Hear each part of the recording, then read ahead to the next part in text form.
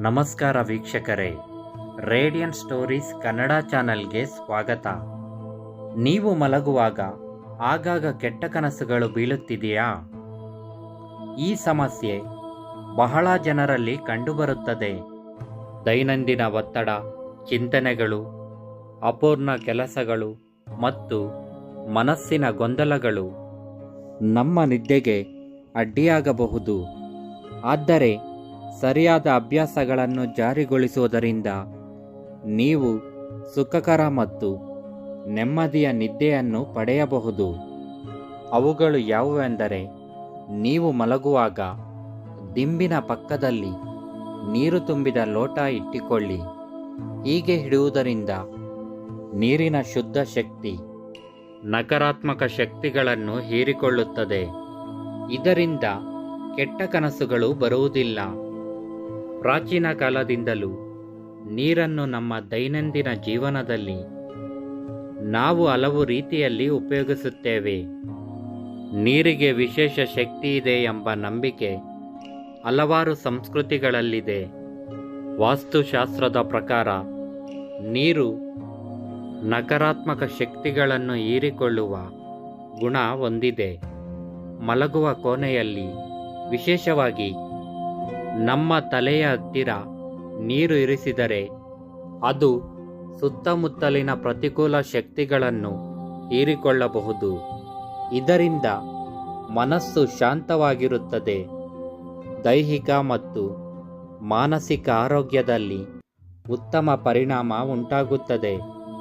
ಕೆಲವರ ಅನುಭವದ ಪ್ರಕಾರ ಇಂತಹ ಪ್ರಕ್ರಿಯೆಯಿಂದ ಕೆಟ್ಟ ಕನಸುಗಳು ಹಾಗೂ ಅಶಾಂತಿ ನಿವಾರಣೆಯಾಗಬಹುದೆಂದು ಹೇಳಲಾಗಿದೆ. ನೀರಿನ ಶುದ್ಧತೆ ನಮ್ಮ ಚೈತನ್ಯಕ್ಕೆ ಪೂರಕವಾಗಿ ಕೆಲಸ ಮಾಡುತ್ತದೆ. ನಾವು ನಿದ್ದೆ ಮಾಡುವಾಗ ನಮ್ಮ ಮನಸ್ಸು ವಿಶ್ರಾಂತಿಯ ಸ್ಥಿತಿಯಲ್ಲಿರುತ್ತದೆ ಮತ್ತು ನೀರಿನ ಶಕ್ತಿಯು ನಮ್ಮ ಚಿಂತನೆಗಳ ಸ್ವಚ್ಛತೆಯನ್ನು ಕೂಡ ಹೆಚ್ಚಿಸುತ್ತದೆ. ಇದು ವೈಜ್ಞಾನಿಕ ದೃಷ್ಟಿಯಿಂದಲೂ ಅರ್ಥಪೂರ್ಣವಾಗಿದೆ. ನಿದ್ದೆ ಮಾಡುವ ಸ್ಥಳದಲ್ಲಿ ನೀರಿನ ಅಸ್ತಿತ್ವ ಪರಿಸರದಲ್ಲಿ ತಂಪಾದ ಮತ್ತು ಆನಂದದಾಯಕ ವಾತಾವರಣವನ್ನು ಸೃಷ್ಟಿಸಬಹುದು. ಆದ್ದರಿಂದ ಮಲಗುವಾಗ ದಿಂಬಿನ ಪಕ್ಕದಲ್ಲಿ ನೀರು ತುಂಬಿದ ಲೋಟವನ್ನು ಇಟ್ಟುಕೊಳ್ಳುವುದು ಮನಸ್ಸಿನ ಶಾಂತಿಗೆ ಮತ್ತು ದೈಹಿಕ ಆರೋಗ್ಯಕ್ಕೆ ಸಹಾಯಕವಾಗಬಹುದು.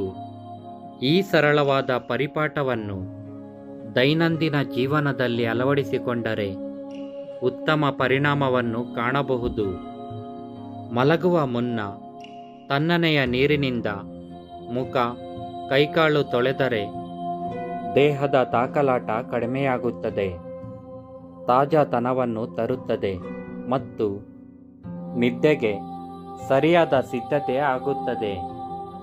ದೇಹ ತಂಪಾದಾಗ ನಿದ್ರೆ ಸುಲಭವಾಗಿ ಬರುತ್ತದೆ. ಶುದ್ಧ ದೇಹವು ಶುದ್ಧ ಮನಸ್ಸಿನ ಸಂಕೇತವಾಗಿದೆ ಎಂಬ ಮಾತು ಬಹಳ ಸತ್ಯ. ದೈನಂದಿನ ಜೀವನದಲ್ಲಿ ನಾವು ಶುದ್ಧತೆಯನ್ನು ಪಾಲಿಸುವುದರಿಂದ ದೇಹ ಹಾಗೂ ಮನಸ್ಸಿನ ಆರೋಗ್ಯವನ್ನು ಸುಧಾರಿಸಿಕೊಳ್ಳಬಹುದು. ವಿಶೇಷವಾಗಿ ಮಲಗುವ ಮುನ್ನ ಕೈಕಾಲು ಮತ್ತು ಮುಖವನ್ನು ತಣ್ಣನೆಯ ನೀರಿನಿಂದ ತೊಳೆಯುವುದರಿಂದ ಅನೇಕ ಪ್ರಯೋಜನಗಳನ್ನು ಪಡೆಯಬಹುದು. ತಣ್ಣನೆಯ ನೀರು ದೇಹದ ತಾಪಮಾನವನ್ನು ಸಮತೋಲನದಲ್ಲಿರಿಸುತ್ತದೆ. ದಿನದ ಒತ್ತಡ, ಆಪ್ತ ಅನುಭವಗಳ ನಂತರ ದೇಹದಲ್ಲಿ ಉಂಟಾಗುವ ತಾಕಲಾಟವನ್ನು ಕಡಿಮೆ ಮಾಡಲು ಈ ಸರಳ ವಿಧಾನ ಬಹಳ ಪರಿಣಾಮಕಾರಿ. ತಣ್ಣನೆಯ ನೀರಿನ ಸ್ಪರ್ಶದಿಂದ ದೇಹದ ನರಗಳು ತಣಿಯುತ್ತವೆ, ದೇಹ ತಾಜಾತನವನ್ನು ಅನುಭವಿಸುತ್ತದೆ. ಕೈಕಾಲು ತೊಳೆಯುವುದರಿಂದ ಶೀತಲತೆಯ ಅನುಭವವಾಗುತ್ತದೆ ಮತ್ತು ನಮ್ಮ ದೇಹದ ಒಳಭಾಗದ ತಾಪಮಾನ ಕಡಿಮೆಯಾಗುತ್ತದೆ. ಇದರಿಂದ ದೇಹ ತಂಪಾಗುತ್ತಾ ಬೇಸರ, ಟಯರ್ಡ್ ಆಗಿರೋದು ಕಡಿಮೆಯಾಗುತ್ತದೆ. ಕಾಲು ತೊಳೆಯುವುದರಿಂದ ದೈನಂದಿನ ಒತ್ತಡದಿಂದ ಮುಕ್ತವಾಗಿ ರಕ್ತ ಸಂಚಾರ ಸುಧಾರಣೆಯಾಗುತ್ತದೆ. ಇದು ವೈಜ್ಞಾನಿಕವಾಗಿ ಮತ್ತು ಧಾರ್ಮಿಕವಾಗಿಯೂ ಸಹ ಒಪ್ಪಿಕೊಳ್ಳಲಾದ ಪದ್ಧತಿಯಾಗಿದೆ. ಹಲವಾರು ಸಂಸ್ಕೃತಿಯಲ್ಲಿ ಮಲಗುವ ಮುನ್ನ ನೀರಿನಿಂದ ಶುದ್ಧೀಕರಣ ಮಾಡುವ ಪರಂಪರೆ ಇದೆ. ಹಿಂದೂ ಧರ್ಮದಲ್ಲಿ ಇದನ್ನು ದೇಹ ಮತ್ತು ಮನಸ್ಸಿನ ಪವಿತ್ರತೆ ಎಂದು ಪರಿಗಣಿಸಲಾಗುತ್ತದೆ.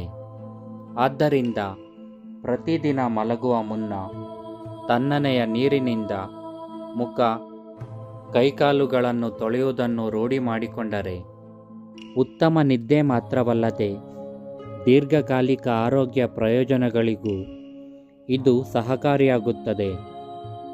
ನೀವು ನಿದ್ದೆ ಮಾಡುವುದಕ್ಕಿಂತ ಮುಂಚೆ ನಿಮ್ಮ ಇಷ್ಟವಾದ ದೇವರನ್ನು ನೆನಪಿಸಿಕೊಳ್ಳಿ. ನಿಮ್ಮ ಮನಸ್ಸಿನಲ್ಲಿ ನಿದ್ರೆಗೆ ಮುನ್ನ ದೇವರ ಸ್ಮರಣೆ ಮಾಡಿದರೆ ಅದು ಆತ್ಮಶುದ್ಧಿ ಮತ್ತು ಶಾಂತಿಯನ್ನು ತರುತ್ತದೆ.